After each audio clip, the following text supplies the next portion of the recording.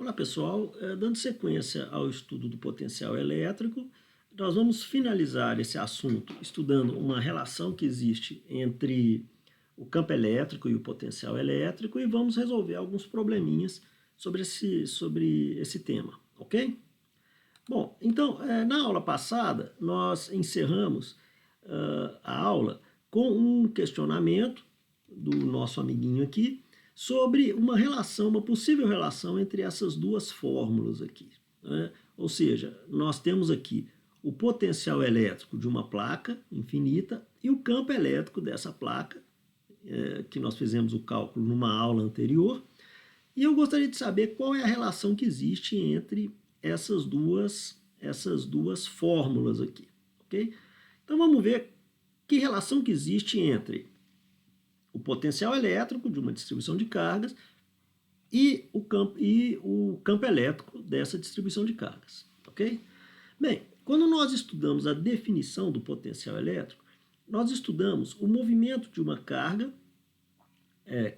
imersa numa região onde existe um dado campo elétrico e nessa região essa carguinha ela sofre a influência de uma força F aqui, ok? Nós vimos que se nós fizermos um deslocamento infinitesimal nessa região do campo dado por ds, o produto escalar de E ds vai ser igual a essa variação infinitesimal no potencial de um ponto a outro nessa região onde existe esse campo elétrico, ok? Bem, se nós escrevêssemos esses vetores aqui, o E e ds, num sistema cartesiano, eles teriam essa formulação aqui, né? O E teria as três componentes, se estivermos no espaço tridimensional, e o deslocamento infinitesimal também teria três componentes nesse espaço tridimensional. Então, ao tomar esse produto escalar aqui, nós temos uma expressão que é dada por essa soma do produto dessas componentes, ok? Bem, se vocês recordarem lá no cálculo 1, quando vocês estudaram as derivadas, isso aqui é uma diferencial total. Uma diferencial total, escrita dessa forma, faz com que esse primeiro termo aqui seja uma derivada parcial da função que está sendo derivada totalmente. Então, o E de x ele é uma derivada parcial de v em relação a x, o E de y é a derivada parcial de v em relação a y e o E de z é uma derivada parcial de v em relação a z, cada uma delas multiplicada por dx ou dy ou dz, ok? Conforme essa expressão aqui. Então, o fato de dv ser uma derivada total, uma derivada de uma função total, nós temos que a relação que existe entre o campo elétrico e o potencial, ele pode ser escrito a partir dessa expressão mais geral aqui, ok? Ou seja, o campo elétrico ele é o gradiente de um potencial aqui, um potencial V. Essa expressão ela é mais geral no sentido de que ela não precisa ser escrita necessariamente num sistema cartesiano, né? Você pode escrever essa expressão em um outro sistema de coordenadas, como por exemplo o sistema de coordenadas esféricas, e nesse caso o gradiente ele vai ter uma forma específica, ok? Então essa relação aqui ela é muito importante para a gente porque ela permite que a gente possa calcular o campo elétrico se a gente conhece o potencial. Ela é, de certa forma, o inverso dessa relação que a gente viu na aula passada, que permite que a gente possa calcular o potencial se a gente souber qual que é o campo, ok? Então vamos fazer algumas aplicaçõezinhas dessa fórmula para entender um pouco melhor como que ela funciona, ok? Assim, nessa fórmula a gente aparece um menos que vem lá da definição do potencial a partir da definição de trabalho, né? Esse sinalzinho menos aqui, ele nos indica qual que é a direção do vetor campo elétrico, como a gente vai ver em alguns exemplos, ok? Então vamos começar vendo, né, a dúvida do nosso amiguinho na última aula. Então nós temos essa expressão que foi calculada para o potencial de uma placa infinita, de um disco infinito, no eixo do disco. Ok? Então, nós chegamos nessa expressão aqui em uma aula passada. Certo? Bem, usando então a relação que existe entre o campo elétrico e o potencial elétrico, através de uma derivada parcial, se eu derivo isso aqui parcialmente em relação a Z, eu tenho essa expressão aqui, que é a expressão do campo elétrico, da componente Z do campo elétrico no ponto P. Ok? Observem que, nesse limite, quando o R é muito maior do que Z, nós vimos que o V ele se aproxima dessa expressão, e se eu derivar essa expressão em relação a Z, eu tenho o campo elétrico de uma placa infinita, que é, o campo elétrico nessa aproximação. Ok? Outra observação que a gente faz com relação a essa expressão do potencial é que ela depende somente de Z. Observem só que ela não depende nem de X nem de Y. Isso significa que se eu fizer uma derivada do V em relação a X ou em relação a Y, essa derivada vai ser igual a zero. Nesse caso em particular, isso indica que o campo elétrico não tem componentes nem em X nem em Y, somente em Z. Ok? Bem, então, o que esse exemplo nos permite observar, né, e expressões desse tipo aqui, que relacionam o campo elétrico a uma derivada do potencial, é que nós podemos calcular campos elétricos de uma outra maneira, além daquelas que nós já vimos. Então, até agora nós já vimos o cálculo de campo elétrico através do princípio de superposição, nós vimos o cálculo de campo elétrico a partir da lei de Gauss e vimos o cálculo do campo elétrico a partir do potencial elétrico. Bom, isso se aplica em certas situações, a gente vai ver que tem algumas limitações, mas de uma maneira geral, quando você está fazendo o cálculo de uma grandeza escalar, né, que é o caso de potencial elétrico, os cálculos são mais simples do que aqueles que são feitos para uma grandeza vetorial. Quando você está lidando com o campo elétrico, você tem que levar em conta as componentes do campo elétrico o tempo todo. E isso pode tornar o cálculo um pouquinho mais complicado. Então, o potencial elétrico é uma outra maneira que nós temos uma outra maneira que nós temos de fazer o cálculo de campo elétrico. Pessoal, só observar uma coisa, aqui tem um erro, é barra, em vez de barra é um disco, que é um disco contínuo de cargas. Então, nós respondemos a pergunta do nosso amiguinho aqui, Então, nós temos agora uma forma de calcular, dado um potencial, calcular ou obter informações sobre um campo elétrico. Então, vamos fazer alguns exemplos para ver como que a gente aplica isso. Numa aula passada, nós fizemos o cálculo do campo elétrico dessa distribuição de cargas, que é uma barrazinha de comprimento L, e fizemos o cálculo do campo elétrico num ponto P. Okay? Usando o princípio de superposição, montamos essa integral, fizemos todo o cálculo e chegamos então a esse resultado aqui. Usando agora o princípio de superposição para o potencial, nós vamos pegar essa expressão, integrar, e aí fazer um procedimento muito parecido com o que nós fizemos para o campo elétrico. Vamos pegar um pedacinho dessa barra, esse pedacinho tem uma carga dQ, essa carga dQ está relacionada à densidade de carga, que é a lambda dx, então basta somente integrar essa função que a gente obtém esse potencial aqui, ok? Isso aqui, quer dizer, é um cálculo um pouquinho mais simples do que esse cálculo aqui, ok? Claro que esse problema é um problema mais simples, mas se fosse um problema um pouquinho mais complexo, o cálculo do potencial poderia ser mais vantajoso do que o uso do princípio de superposição. Agora, pegando essa expressão e derivando essa expressão em relação a y, eu obtenho o campo elétrico, que é justamente esse que a gente obteve aqui em cima, ok? Lembrando que o sinal negativo, ele sempre indica qual que é a direção do campo. Nesse caso em particular, sendo essa barra carregada positivamente, ele está apontado na direção de menos I. Ok? Então surge o sinal menos aqui. Ok?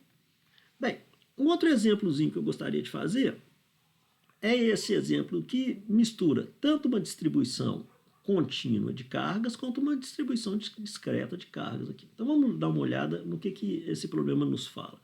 Então, na figura, determine o potencial elétrico produzido na origem, ok, nesse ponto, por um quadrante de circunferência de carga Q1 7,21 picofaraday, então esse aqui é um quadrante, ou seja, é um quarto de círculo, e duas partículas de cargas 4Q1, que é essa carga aqui, e menos 2Q1, que é essa carga aqui.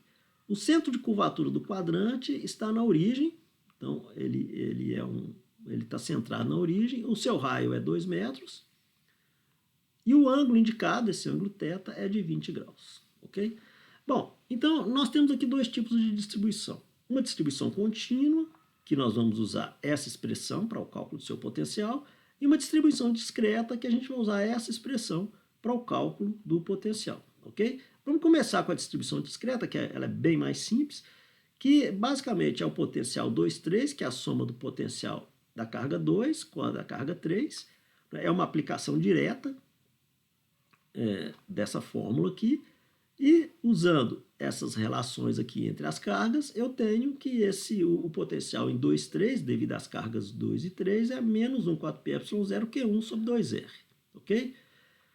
Bom, agora podemos passar para a distribuição contínua. Então, na distribuição contínua, nós vamos usar essa expressão, integrar ela ao longo de toda a distribuição de cargas. Então, eu peguei esse pedacinho só com a distribuição contínua e aumentei aqui para a gente ver o que é que nós vamos usar na integração. Então, eu vou pegar um pedacinho desse arco de circunferência que tem um tamanho ds que é igual a r d alfa. Né? O r é o raio, ok? E o d alfa, deixa eu ver, o d alfa é o ângulozinho submetido pelo raio aqui. Né? Então, esse aqui é o ângulo que submete esse pequeno elemento infinitesimal aqui. Bom, a relação que existe entre a carga é o lambda ds, né? Ou seja, a gente tem uma distribuição linear de cargas, e o ds é dado por r d alfa, então eu tenho essa expressão, e agora eu já posso montar a minha integral para fazer o cálculo dessa carga Q1, do potencial da carga Q1. Eu integro, então, de 0 a π sub 2, lembrando que isso aqui é um quadrante, então é um quarto de circunferência, ele está submetido a um ângulo de 90 graus, e o cálculo dessa expressão é extremamente simples, né? O V1 é dado por isso aqui. Okay? Então, a soma total é dada, né? O potencial total é dada por V1 mais V23, lembrando, né? Sempre que o potencial é sempre uma grandeza escalar e ele obedece uma soma algébrica. Então, nós temos que a relação é dada por isso aqui e o potencial total é dado por 1 4πε0Q1R. Ok? Bem, jogando então os valores, né, observando que a gente tem sempre que passar para o sistema internacional, então se aqui eu tenho picofaraday, picocoulomb, eu tenho que passar para coulomb, então temos que colocar tudo certinho na dimensão correta. Então fazendo o cálculo a gente chega nesse valor do potencial total, ok? Notem uma coisa interessante, o ângulo θ não foi usado nesse problema. Né? Por que ele não foi usado? Se essa barra Q2 ela está em qualquer posição distante 2R do centro, o cálculo vai ser exatamente o mesmo. Não importa esse θ aqui, porque, né, o potencial ele é sempre um valor escalar. Ok? Bem, vamos passar agora para um outro problema, que é basicamente um problema matemático, que é esse aqui. Ó. Qual é o módulo do campo elétrico nesse ponto P? Então, nós estamos no espaço tridimensional. Né? Isso aqui foi dado uma posição no espaço tridimensional. Se o potencial elétrico é dado por essa função aqui, é 2x yz ao quadrado, volts, okay? As coordenadas são dadas em metro. Bom, isso aqui é basicamente uma aplicação direta dessa relação, que, dado o potencial, eu sei qual que é o meu campo elétrico. Né? Lembrando que as componentes são relacionadas a derivadas parciais do potencial. Okay? Então, a aplicação direta dessa derivada na expressão de V, né? Eu obtenho essas relações aqui, essas expressões, só que elas têm que ser calculadas num ponto específico. Né? Eu quero saber qual que é o meu campo elétrico nesse ponto específico. Então, jogando os valores de x, y, z no ponto dado, eu tenho, então, essas componentes para o campo elétrico. Então, o campo elétrico é dado por esse vetor aí. Então, é um cálculo, basicamente, um cálculo vetorial muito simples. Ok? Bem, esse aqui é um outro exemplo que é muito parecido com o que nós já fizemos, né? Nós fizemos um cálculo de uma barra desse tipo aqui, no qual a densidade de cargas era contínua, né? Mas aqui a gente tem uma densidade que é variável. Então vamos ler o problema aqui e ver o que ele pede. A barra fina de plástico da figura tem comprimento L igual a 10 centímetros. Ó, de novo, a gente tem que prestar atenção para sempre usar as coordenadas no sistema internacional. Então isso aqui tem que ser passado para metro quando a gente for jogar os valores na equação. E uma densidade linear de carga não uniforme, que é dado por essa expressão, onde esse C é dado por 49,9 picocoulomb-metro. De novo, a gente tem que fazer uma transformação aqui para passar para o sistema internacional, ok? Então ele fala assim, ó, com o potencial zero no infinito, é o que normalmente acontece quase sempre, determine o potencial elétrico no ponto P2 situado em Y, né, nessa coordenada 3,6. Então, essa distância é 3,56 centímetros. De novo, a gente tem que fazer uma transformação aqui. Da letra B, ele pede para determinar o componente do campo elétrico em Y nesse ponto P2. Então, se a gente sabe qual é o potencial, a gente consegue calcular o campo elétrico. E aqui ele pergunta por que eu não tenho informação sobre o componente X do campo elétrico em P2, né, usando o que a gente calculou em A. Então, vamos ver como é que a gente resolve isso. Vamos começar com a letra A, né? Bem, o problema é semelhante ao que a gente fez anteriormente. Então, nós vamos usar o princípio de superposição, pegar um elemento infinitesimal de cargas a uma distância e montar a nossa integração aqui, o nosso potencial, ok? Só que aqui há uma diferença que a densidade já não é mais constante. Então, a densidade ela depende de x, ok? Então, montando essa integral, é uma integral muito simples de resolver, a gente chega que o potencial é dado por essa expressão aqui, ok? Bom, jogando valores, né, eu tenho, lembrando que a gente tem que fazer a transformação de todos os valores, né, para o sistema internacional, eu tenho então que o potencial no ponto P é dado, no ponto P2 é dado por esse valor aqui. Okay? O cálculo, então, é muito simples, né? A única diferença do problema que a gente fez anteriormente é que agora a densidade ela depende de x também. Então, isso tem que ser levado em conta nos cálculos que a gente vai fazer. Bom, na letra B, ele pede para determinar a componente EY no ponto P2. Então, na letra A, nós fizemos o cálculo potencial, deu esse valor aqui, e vamos olhar com um pouco mais de atenção esse potencial. Bem, o L ele é o comprimento da barra, ou seja, é uma propriedade da distribuição de cargas. Então, ela não pode ser variada. Essa propriedade não pode variar, porque senão você varia a própria fonte do potencial, a própria fonte do campo elétrico.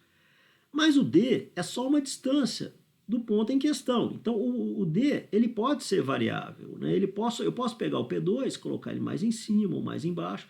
Então, o D ele pode ser usado como uma variável no meu potencial. Então, o V, em termos de Y, ele é dado por essa expressão aqui, né? Então, se eu vario o Y, eu vario o meu potencial.